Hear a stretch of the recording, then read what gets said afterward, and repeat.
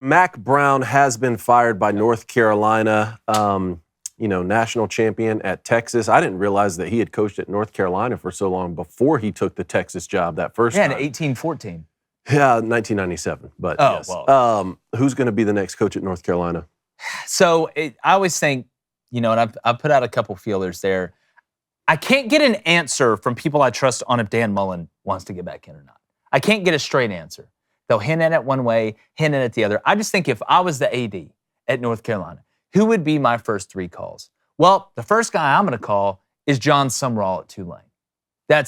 John does an incredible job. He was awesome at Troy, very well respected. When you look at the way his teams operate, they play really good complementary football. They play pretty much mistake-free. They're disciplined. They play physical. They don't commit a lot of penalties. That would be my first call. It's his time to get a big-time power football job. And make no mistake, North Carolina is a big-time power football job. There's a lot of guys that want that. My second call would be to Dan Mullen if John Sumrall told me no.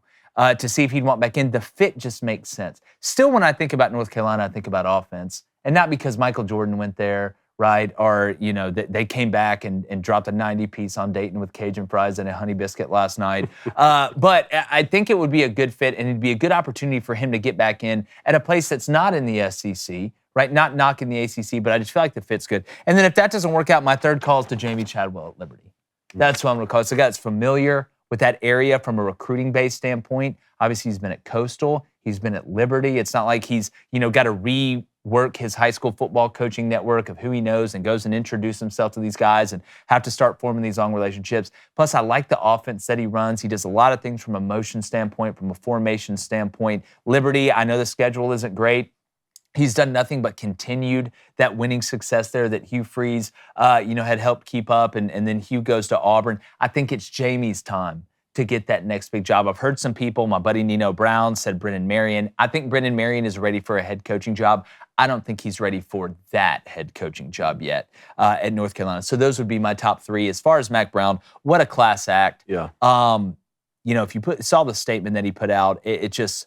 if you want to mold your character and your morality after a guy in a business that is dirty, that has a decent amount, just like any business, of guys that are really in it for themselves. Mack Brown was never really in it for himself, and I wish he would have gotten to kind of go out the way he wanted to. Yeah. But the fact that he's willing to not make he could have made a big stink about it.